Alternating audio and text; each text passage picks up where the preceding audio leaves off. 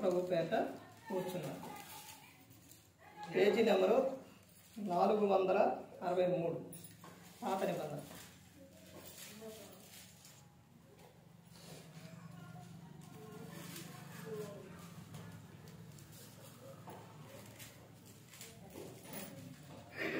నిల్చేనా ఇందులో చదువుతావా? 463.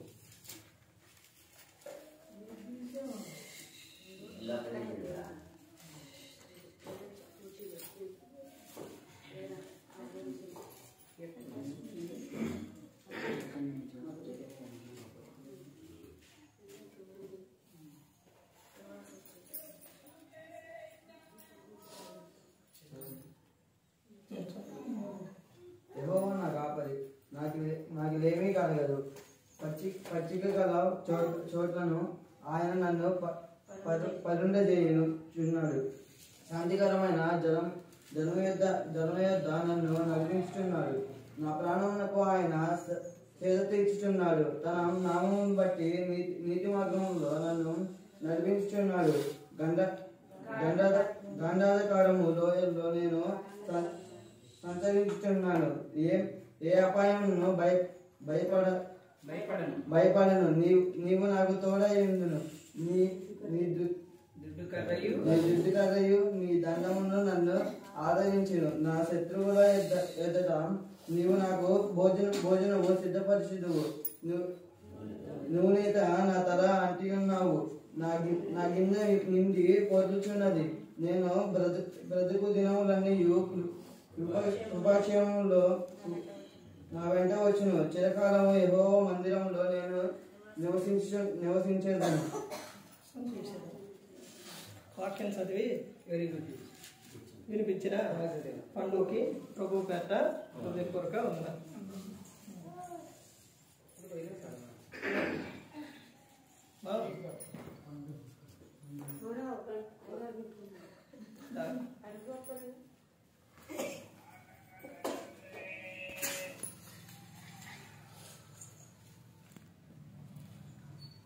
క్రీస్తునందు సహోదరి సహోదరులారా, ప్రభువైన యేసు క్రీస్తు నామములో హృదయపూర్వక వందనాలండి.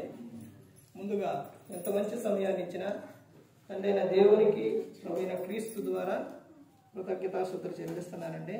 అందరూ బాగున్నారండి? వాక్యం చదువుకొని ప్రార్థన చేసుకున్న తర్వాత పాఠంలోకి వెళ్దామండి. మార్క్ గారు రాసిన సువార్త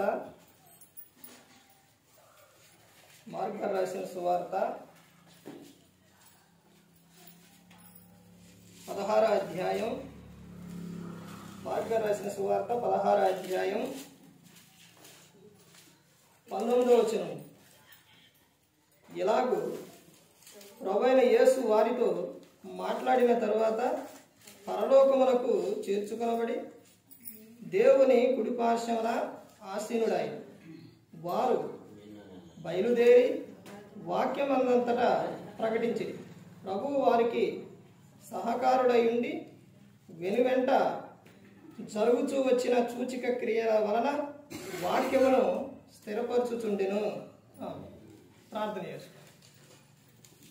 పరలోకమందున్న మా తండ్రి, పరిశుద్ధ ప్రేమ గల తండ్రి, గొప్ప తండ్రి, యెహోవా తండ్రి, అయా మీ ప్రియకుమారుడు యేసుక్రీస్తు ప్రభువారి ద్వారా కృతజ్ఞతాస్తుతులు చెల్లిస్తున్నాము నాయన. ఆరాధన క్రమంతట్లో మీరే ముందు నడిపించండి ఆయన. వాక్యం బోధించుండగా వినువారు తండ్రి మంచి హృదయం తిని వాక్యానుసారంగా నడిచే భాగ్యం దయచేయండి ఆయన. వాక్యం బోధించుండగా ఈ లోక సంబంధమైన జ్ఞానంతో కాకుండా మీ జ్ఞానంతో మాట్లాడే భాగ్యం దయచేస్తారని మా ప్రభువైన యేసుక్రీస్తు నామమున వేడుకుంటున్నాం తండ్రి, ఆమేన్. ప్రభువైన యేసుక్రీస్తు నామములో హృదయపూర్వక వందనాలండి. దేవుని కుమారుడు యేసుక్రీస్తు ప్రభువారు లోకానికి వచ్చిన తర్వాత పరలోక రాజ్యం సమీపిస్తుంది కనుక మారు మనసు పొందమని ప్రకటింప మొదలుపెట్టారు. క్రైస్తవునికి కావలసింది ఏంటి అని అంటే మారు మనసే. క్రైస్తవునికి కావాల్సింది ఏంటి? మారు మనసు. పాఠం పేరు ఏంటంటే ఆది సంఘ దినములలో వాక్యములకు ఇచ్చిన విలువ. వాక్యం విలువ. ఆది సంఘ దినములలో వాక్యం యొక్క విలువ. వాక్యం విలువ. ఆ రోజున వాక్యానికి ఎంత విలువ ఇచ్చేవారు, ఈ రోజున వాక్యానికి ఎంత విలువ ఇస్తున్నారో ఎవరికి వారు పరీక్షించుకోవాలి. వాక్యం అంటే ఏమనుకున్నారు? వాక్యం అంటే ఏంటండి? వెరీ గుడ్, బాగా చెప్పారు. వాక్యం అంటే దేవుడు. అంటే వాక్యాన్ని విలువ అంటే దేవునికి విలువ ఇవ్వటం అన్నమాట. వాక్యాన్ని విలువ, దేవునికి విలువ. ఎక్కడుంది ఈ మాట? ఎక్కడుందండి? యోహాను గారు రాసిన సువార్త 1వ అధ్యాయం 1వ వచనం. ఆదియందు వాక్యముండెను, వాక్యము దేవుడై ఉండెను, ఆ వాక్యము ఎక్కడుందంట? దేవుని యొద్ద ఉండెను, ఆ వాక్యమే దేవుడై ఉండెను, ఆ వాక్యమే వెలుగు. ఆ వాక్యం ఏంటి? వాక్యం ఏంటి? వెలుగు. చీకటిలోని నశించిపోతున్న ప్రజలకు రక్షణ ఇవ్వడానికి యేసుక్రీస్తు ప్రభువు ఈ లోకానికి వచ్చారు. ఆయన వచ్చిన తర్వాత ఆయన చెప్పిన మాట చాలా ప్రాముఖ్యమైన విషయాలు. యేసుక్రీస్తు ప్రభువు నిన్ను బాధపరిచి నీ నుంచి ఏదో కోరి విధంగా యేసుక్రీస్తు ప్రభువు చెప్పలా. ఆ విధంగా యేసుక్రీస్తు ప్రభువు రాలా. ఎందుకు వచ్చారు యేసుక్రీస్తు ప్రభువు ఈ లోకానికి? మనం ప్రతి ఒక్క దానికి కూడా మనకు గుర్తు రావాల్సింది ఏంటి అని అంటే వాక్యమే గుర్తు రావాలి. వాక్యమే గుర్తు రావాలండి. అంటే వాక్యం యొక్క విలువ, వాక్యానికి మనం విలువిస్తే వాక్యాన్ని ఏం చేస్తాం? చదువుతాం. వాక్యాన్ని ఏం చేస్తాం? ధ్యానిస్తాం. వాక్యాన్ని ఏం చేస్తాం? పరిశోధిస్తాం. నాకెందుకులే అనుకుంటే అసలు వాక్యం దగ్గరకే రావు. అసలు రానియడు అపవాది. అర్థమవుతుందండి? వాక్యం మీద నువ్వు దృష్టి పెట్టి నువ్వు వాక్యం దగ్గరకు వచ్చి అప్పటికి వచ్చే వరకు నీకు ఆలోచన, నేను వాక్యం వినాలి, చదువుకోవాలనే ఆలోచన వస్తేనే నిన్ను దారి తప్పిస్తారు. ఆ తర్వాత దారి తప్పించడం అంటే బాగా ఎక్కువ పాపం అనుకోమాకండి. అది అది అది ఒక విధంగా అది వేరు ఉంటుంది. ఇది ఏంటంటే అసలు వాక్యం దగ్గరికి రాకుండానే నిన్ను చేయాలని చూస్తావు. ఆ తర్వాత నువ్వు ఎప్పుడైతే బైబిల్ పట్టుకుంటావో, ఎప్పుడైతే నువ్వు బైబిల్ పట్టుకొని అలా చదవాలి అనుకుంటావో నీకు అప్పుడే వచ్చింది. ఏంటది? నిద్ర వచ్చేసింది. ఇక అప్పుడే ఆవలింతలు పట్టుకోగానే ఇక నువ్వు ఏ పుస్తకం పట్టుకున్నా రాదులే కానీ బైబిల్ పట్టుకోగానే నిద్ర వచ్చింది. చదవనీడు. ఎందుకనంటే వాక్యం నువ్వు చదివితే, వాక్యం నీవు వింటే నీ బ్రతుకు ఎలా ఉంటుంది? బాగుంటుంది.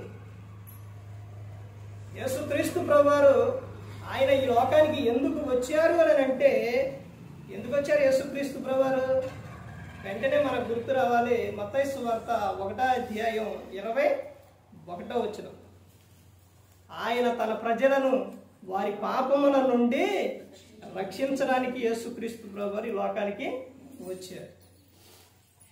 ఎందుకు వచ్చారు? నీ కోసం, నా కోసం, మనందరి కోసం ఎందుకు ప్రాణం పెట్టారు అని అంటే పరలోకం చేరడానికి, పరలోకం చేర్చడానికి.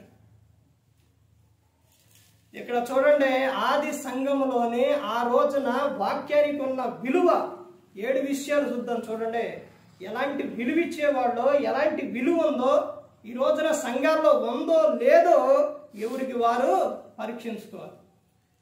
మార్కు గారు రాసిన సువార్త 16వ అధ్యాయం 20వ వచనం చూడండి. వారు బయలుదేరి, ఎవరు వారు? యేసుక్రీస్తు ప్రభువారు శిష్యులు. యేసుక్రీస్తు ప్రభువారు ఇక ఆయన ఈ లోకంలోని వచ్చి 33.5 సంవత్సరాల నుండి తర్వాత ఆయన శిలువలో మరణించి తిరిగి లేచి తండ్రి యొద్దకు వెళ్ళారు. 19వ వచనంలో అదే ఉంటుంది. తండ్రి యొద్దకు వెళ్ళారు. ఇప్పుడు యేసుక్రీస్తు ప్రభువారు ఇక్కడ శరీరధారియే అక్కడ లేరు. ఆత్మస్వరూపిగా ఉన్నారు, లేరు. శరీరధారియే లేనప్పుడు వీళ్ళు ఆ తర్వాత యేసుక్రీస్తు ప్రభువారు ఆయన్ని సిలువేసిన తర్వాత వీళ్ళందరూ కూడా భయపడ్డారు. శిష్యులందరూ భయపడ్డారు. తర్వాత యేసుక్రీస్తు ప్రభువారు రావటం, వాళ్ళని బలపరచడం, వాళ్ళకి చెప్పటం, తర్వాత అక్కడ నుంచి ఆరోహణం అయ్యి వెళ్ళిన తర్వాత వారు ఏం చేశారు? ఇక వెళ్ళిపోయారులే యేసుక్రీస్తు ప్రభువారు, మనకి చెప్పేవారు లేరు, మనకెందుకులే కానీ అనుకోలేదు వారు. సేవకుడు ఉన్నప్పుడే కాదండి, సేవకుడు లేనప్పుడు కూడా ఎలా ఉండాలి? భక్తిగా ఉండాలి. ఇక్కడ జరిగిన విషయం ఏంటంటే వాళ్ళు ఏం చేస్తున్నారు? వారు శిష్యులు బయలుదేరి ఏం చేస్తున్నారు? బయలుదేరి వాక్యం అందంతటా ప్రకటించిరి. ఏం చేస్తున్నారంట? వాక్యము ప్రకటించిరి. వాక్యాన్ని ఏం చేయాలని అంటే మనం ఇక్కడ నుంచి వెళ్ళిన తర్వాత వాక్యాన్ని ఏం చేయాలి? చెప్పాలి. వాక్యాన్ని చెప్పాలండి. ఎవరైనా కలిసినప్పుడు కానీ దేవుడు నీకు అవకాశాలు ఇస్తారు, ఆ సందర్భాల్లో చెప్పాలి. యేసుక్రీస్తు ప్రభువారి గురించి చెప్పాలి. ఒక వ్యక్తి నీకు ఏదైనా సహాయం చేశారు అని అంటే ఆ వ్యక్తి గురించి ఒక్కొక్క సందర్భాల్లో అడగకుండా చెబుతాం, మాకు ఈ వ్యక్తి ఎంత సహాయం చేశారండి. మరి మన కోసం ప్రాణం పెట్టి మనం యుగయుగాలు తరతరాలు ఆనందంగా సంతోషంగా ఉండాలని కోరుకున్న ఆయన యేసుక్రీస్తు ప్రభువారు. మరి ఆయన గురించి ఎంత చెప్పాలి అంటే వాక్యం మనలో లేదు, చెప్పటం లేదు అని అంటే, చెప్పలేకపోతున్నాము అని అంటే వాక్యం మనలో లేదు. వాక్యం మనలో ఉంటే మనం అసలు విడిచిపెట్టం. తర్వాత అక్కడ ఏమో చెప్తుంది, తర్వాత చూడండి, ప్రభు వారికి సహకారుడయ్యుండి. ఎప్పుడైతే దేవుని మాట నువ్వు చెప్పాలనుకున్నావో వెంటనే ప్రభు నీకు ఎలా ఉంటాడో? సహాయంగా ఉంటాడనమాట. చాలామంది ఎక్కువగా బండి ఎవరైనా ఆపు చేస్తే వెళ్ళేటప్పుడు వారిని ఎక్కించుకున్న తర్వాత వారికి క్రీస్తుని గురించి చెప్పాలి అనే ఒక తాపత్రయం చెప్పాలి వాళ్ళకి. ఆ సందర్భాల్లో చాలామంది తెలుగు రాని వాళ్ళు కూడా, తెలుగు అర్థం కాని తెలుగు రాని వాళ్ళు కూడా బండి ఎక్కుతూ ఉంటారు ఆఫ్ చేసి. వాళ్ళకి చెప్పాలి. ఎలా చెప్పాలి అని ప్రభువా వీళ్ళకి చెప్పాలని వాళ్ళకి యేసుక్రీస్తు ప్రభువారి గురించి, జీసస్ ఆయన ఈ లోకానికి వచ్చారు అని కొన్ని మాటలు సిలువ చూపించి తర్వాత కొన్ని మాటలు వాళ్ళకి చెబితే, ప్రార్థన చేసుకోండి, ప్రేయరు, పరలోకం, ఇవన్నీ చెబితే వాళ్ళు చక్కగా అలా అంటారు. అంటే మనకు సహాయంగా ఉన్న ఆయన ఎవరు? యేసుక్రీస్తు ప్రభువారు. మనం చెప్పాలనే ఆలోచన వస్తే ఆయనే మనకేం చేస్తారు? సహాయం చేస్తారు. వీళ్ళకి కూడా అదే విధంగా సహకారుడై ఉండి ఏం చేస్తున్నారంట? వెంట జరుగుచూ వచ్చిన సూచిక క్రియల వలన వాక్యమును స్థిరపరచుచుండెను. వాళ్ళు చేసిన ఒక సూచిక క్రియలు కానీ ప్రతి ఒక్కటి కూడా ఆ రోజున జరిగిన విషయం ఏంటంటే వాక్యం ఏమైంది? స్థిరపరచబడింది. ఇంకా చూడండి, వాక్యం విలువ ఏ విధంగా ఉందో అపోస్తుల కార్యాలు 4వ అధ్యాయం, అపోస్తుల కార్యాలు 4వ అధ్యాయం 31వ వచనం చూడండి. 31. వారు ప్రార్థన చేయగానే వారి కూడి ఉన్న చోటు కనిపించను. అప్పుడు వారందరూ పరిశుద్ధాత్మతో నిండిన వారే దేవుని వాక్యమును ధైర్యముగా బోధించిరి. ఏం చేశారంట? దేవుని వాక్యమును ధైర్యముగా బోధించారు. దేవుని వాక్యాన్ని ఎలా బోధించాలంటే ధైర్యంగా బోధించాలి, ఉన్నట్టు చెప్పాలి దేవుని వాక్యాన్ని. ఆది సంఘంలో వారు చేసిన వాక్యం యొక్క విలువ ఏంటి అని అంటే ఆ రోజున వాక్యాన్ని ఎలా బోధించారు? వాక్యం ఉన్నది ఉన్నట్టు బోధించారు, ధైర్యంగా బోధించారు వాక్యాన్ని. తర్వాత ఇంకా ముందుకెళ్తే చూడండి, అపోస్తుల కార్యాలు 13వ అధ్యాయం, అపోస్తుల కార్యాలు 13వ అధ్యాయం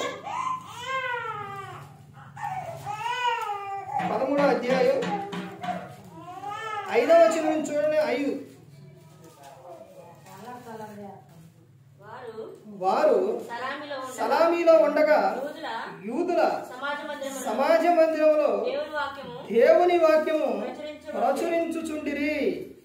యాహాను వారికి ఉపచారం చేయువాడే ఉండిరి. దేవుని వాక్యం, ఆది సంఘంలోని వాక్యం విలువ ఏంటి అని అంటే, వాక్యాన్ని ఏం చేశారు అని అంటే వాక్యాన్ని ప్రచురించారు.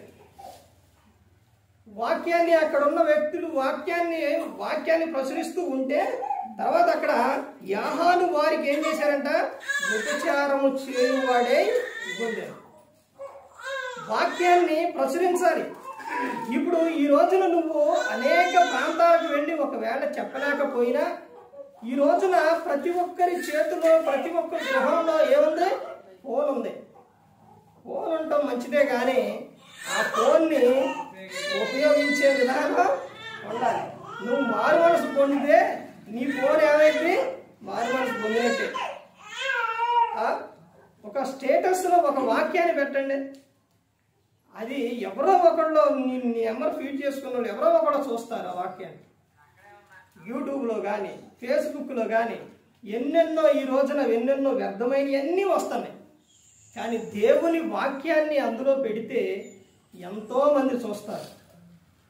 నేను దేవుని వాక్యాన్ని యూట్యూబ్లో పెట్టడం వలన ఒక చిన్నంపేట గ్రామంలోని ఒక పాపకి బ్రెయిన్ ఆపరేషన్ ఏంటంటే, అక్కడ సేవకుడు ప్రసన్న అన్నయ్య అది మాకు పెడితే నేను కొంత సహాయం చేసినప్పుడు, ఆ తర్వాత ఎవరు ఏంటని ఆయన అడిగితే ఇలా పలానా వ్యక్తి అని చెప్పినప్పుడు ఆ యూట్యూబ్లో అవి చూసి అతను ఎక్కడ ఉన్నప్పుడు అని అంటే హైదరాబాద్లో ఉన్నప్పుడు ఇది జరిగింది.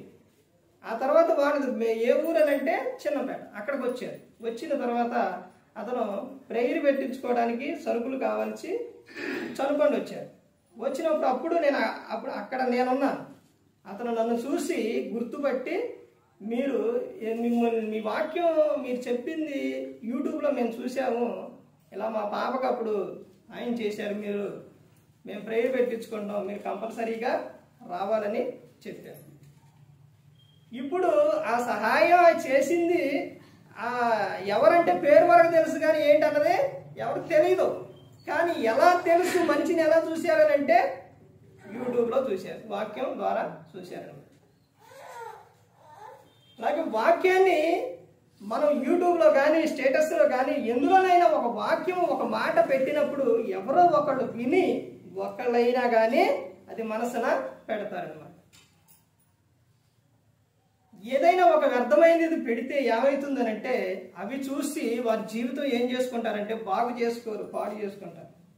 సినిమాలో సీరియాలు చూసి ఆ జీవితం మార్చుకున్నా, మా కుటుంబం అంతా మేము ఐక్యత కలిగి ఉన్నాం, చక్కగా ఉన్నాం, ఫలానా మూవీ చూసి ఇలా మార్చుకున్నాం అన్న వాళ్ళు ఉన్నారా? ఎవరన్నా ఉండరండి. బాగా తాగి బలం తెచ్చుకున్న అన్నవాళ్ళు ఉంటారా? ఉండరు. ఈ జోదాలు ఏయో ఉంటాయి కండి, అవి ఆడి నేను స్టేర్లు కట్టిన అన్నోళ్ళు ఉన్నారా? ఉండరండి. అవన్నీ కూడా ఏంటనంటే లోకంలో క్షణికమైన అపవాదం అప్పటికప్పుడు ఆ సంతోషాన్ని చూపించి తర్వాత నీకు వస్తుంది, వస్తుంది అనుకున్న టైంలో పోయిద్ది అనమాట. అర్థమైందంటే సాతాను చేసేది ఆ విధంగా ఉంటుంది. ఇక్కడ చెబుతున్న వాక్యం ఏంటంటే ఆది సంఘంలోని వాక్యాన్ని ఏం చేశారు? ఒకటి బోధించారు, తర్వాత ధైర్యంగా బోధించారు, తర్వాత వాక్యాన్ని ఏం చేశారు? ప్రచురించారు. తర్వాత ఇంకా ఏం చేశారో చూస్తే 7వ వచనంలో చెబుతున్నారు చూడండి. ఏమనంటే ఇతడు వివేకము గలవాడైన సెర్గి పౌలు అను అధిపతి యొద్ద నుండెను. అతడు బర్నబాను సౌలును పిలిపించి దేవుని వాక్యము వినగోరెను.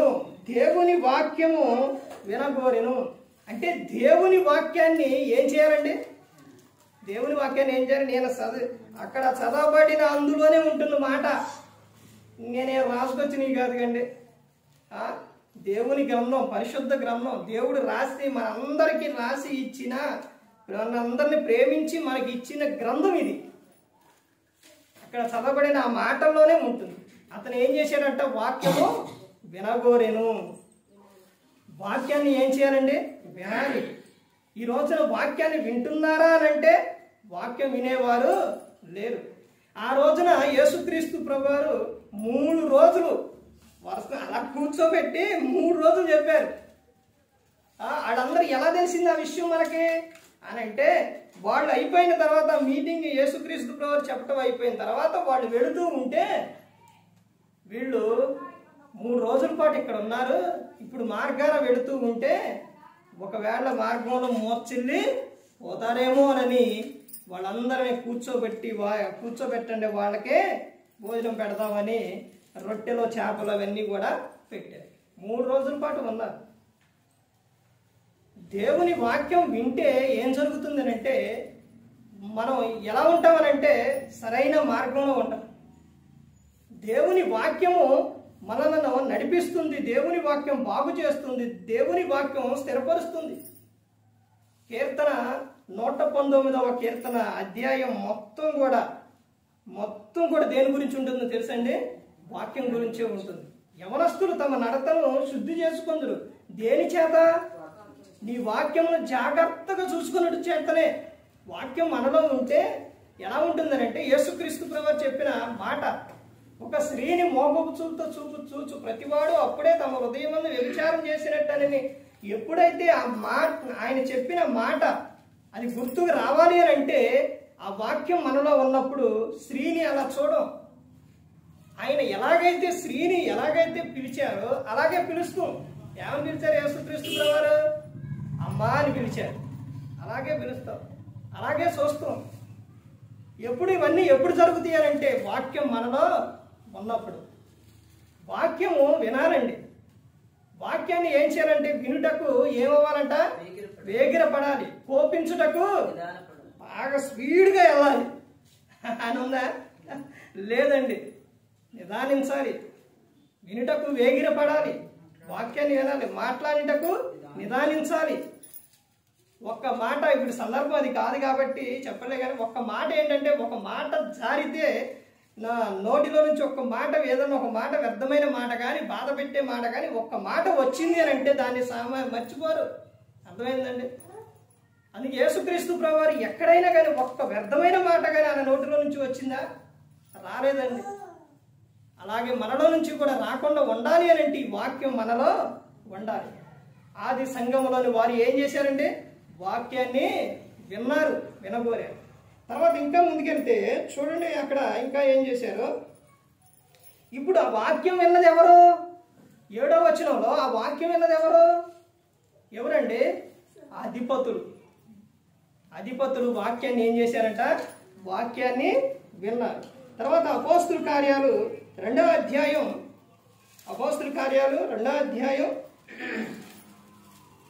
41వ వచనం చూడండి. కాబట్టి అతని వాక్యం అంగీకరించిన వారు బాప్తిస్మం పొందిరి. ఆ దినమందు ఇంచుమించు 3,000 మంది చేర్చబడిరి.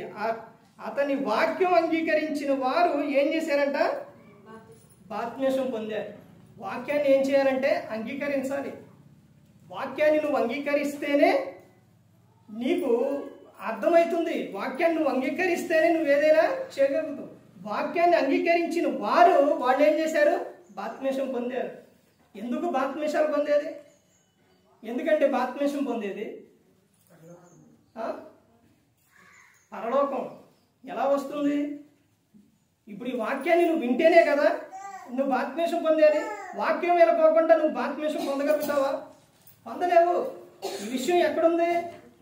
యోహాను సువార్త 3వ అధ్యాయం 3వ వచనం. ఒకడు నీటి మూలముగాను ఆత్మ మూలముగాను ఏం చేయాలంట? ఒకడు జన్మించాలి. ఒకడు ఎలా జన్మించాలంటే క్రొత్తగా జన్మించాలి అని ఉంటుంది. అంటే బాప్తిస్మం తీసుకుంటే మనం ఇక్కడ ఎప్పుడైతే తీసుకుంటామో సంఘంలో చేర్చబడతాం. ఇక్కడ సంఘంలో చేర్చబడతాం. తర్వాత మన పేరు ఎక్కడ రాస్తారు? జీవ గ్రంథంలో రాస్తారు.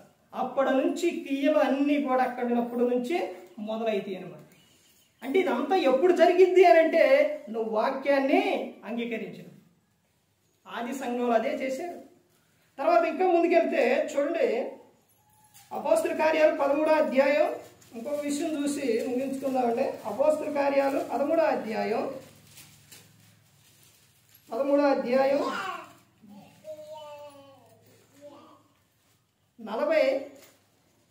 చూడండి. 49, 50 కలిసి ఉంటాయి. ప్రభు వాక్యము ఆ ప్రదేశం అన్నంతటా వ్యాపించెను గాని యూదులు భక్తి మర్యాదలు గల స్త్రీలను ఆ పట్టణపు ప్రముఖులను రేపి పౌలునకు బర్నబాకను హింస కలుగు చేసి వారిని తమ ప్రాంతముల నుండి వెళ్ళగొట్టిరి. అయితే ప్రభు వాక్యము ఎలా వ్యాపిస్తుందంట? ప్రభు వాక్యం ఇక వ్యాపిస్తూనే ఉంది. ప్రభు వాక్యం ఆగలేదండి. ఆ రోజు నుంచి ఈ రోజు వరకు ఎన్ని ఆటంకాలు వచ్చినా ఏదొచ్చినా కానీ వాక్యం అనేది ఆగదు. వాక్యం ఆగదు. ఆకాశం భూమి గతించిపోయినా కానీ నా మాటలు గతింపవు అని చెప్పాడు. వాక్యమే స్థిరంగా నిలిచేది. నీ వెంట ఎవరూ రారు. నీ వెంట మన వెంట ఎవరైనా వస్తారు? ఈ లోకం విడిస్తే రారు. కానీ ఎవరు వస్తారో తెలుసండి? వాక్యం అనగా దేవుడు మన వెంటే వస్తారు. ఎప్పుడు ఆయన మనలను విడిచిపెట్టరు. తర్వాత వాక్యం గురించి చూడండి, ఇంకా ఏమని చెప్తున్నారు? అపోస్తుల కార్యాలు 17వ అధ్యాయం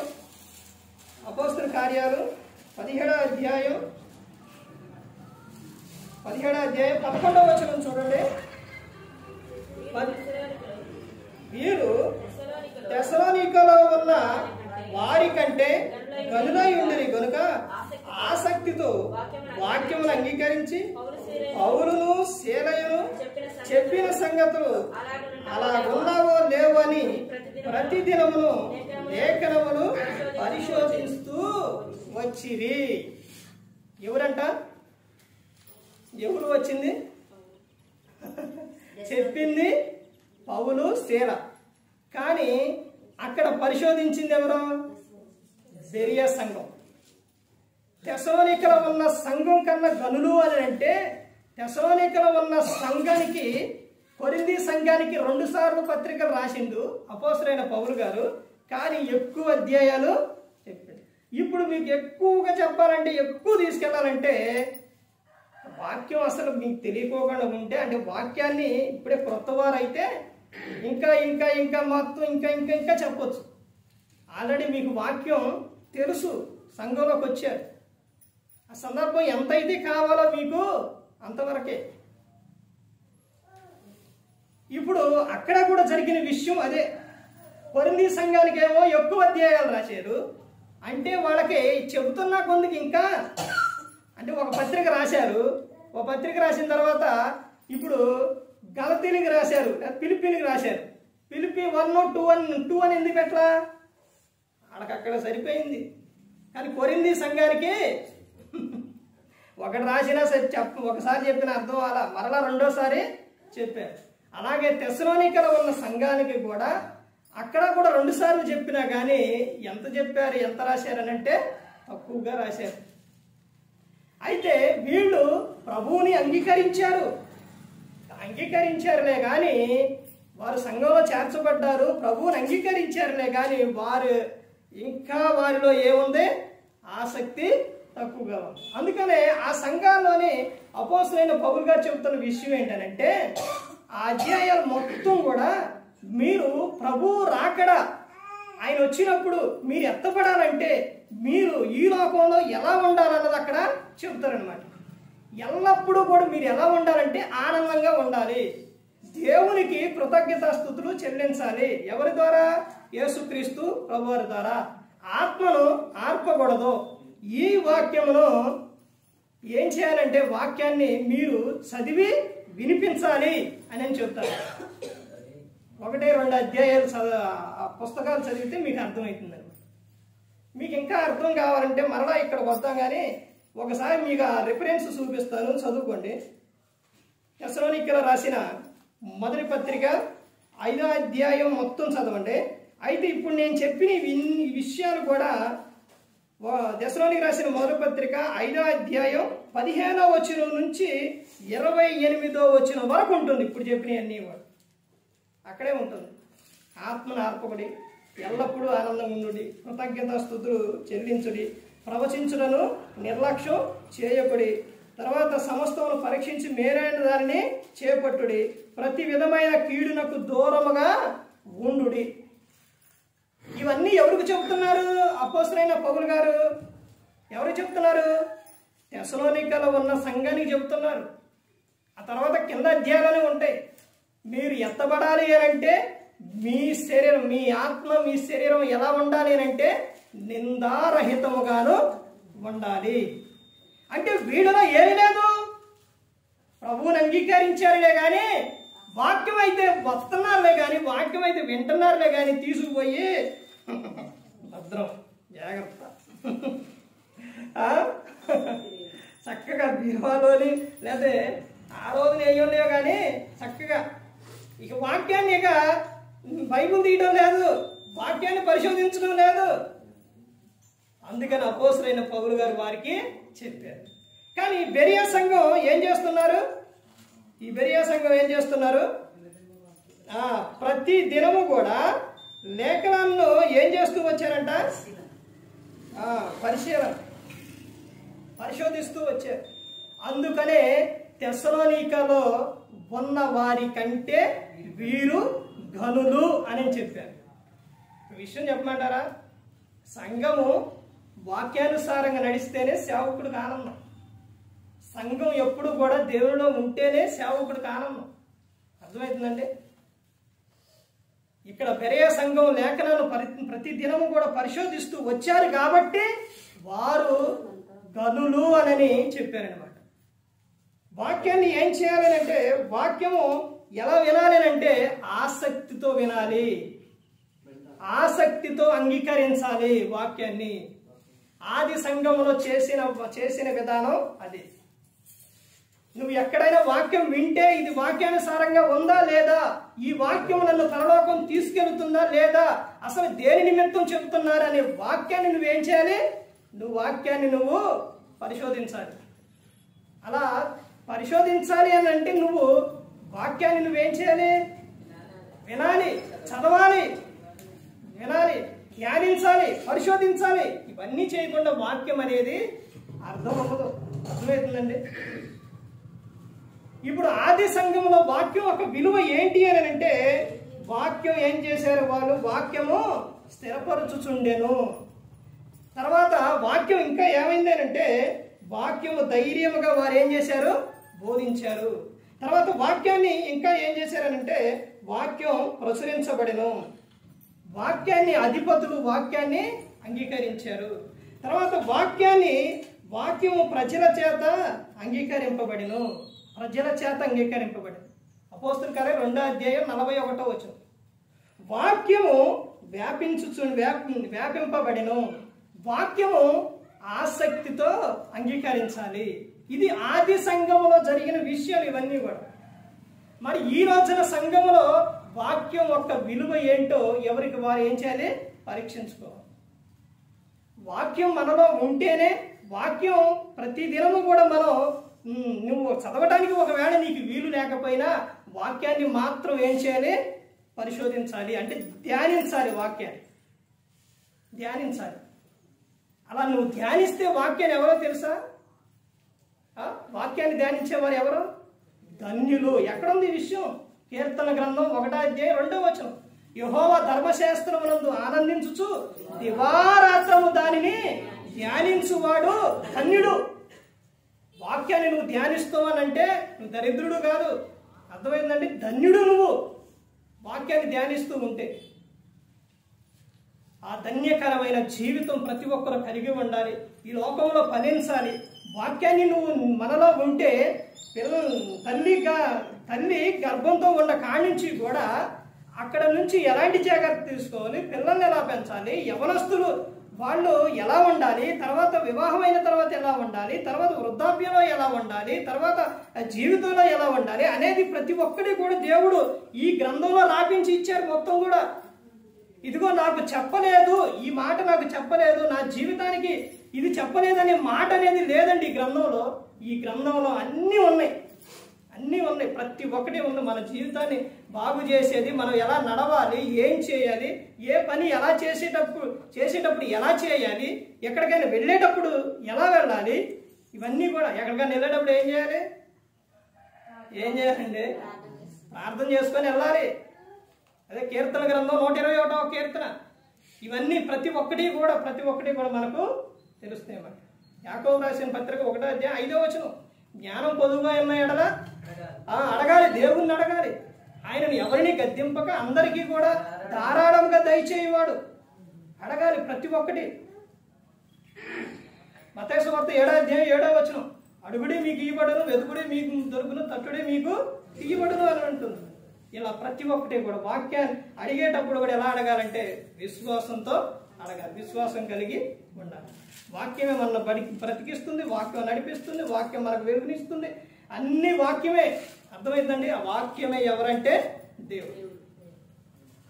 ప్రతి ఒక్కరు గమనించుకోవాలి. ఏ ఒక్కరు కూడా నశించి నరకానికి వెళ్ళిపోకూడదని యేసుక్రీస్తు ప్రభువారు ఈ లోకానికి వచ్చి మనందరి కోసం సిలువలో ఆయన తన ప్రాణాన్ని పెట్టి ఉన్నారు.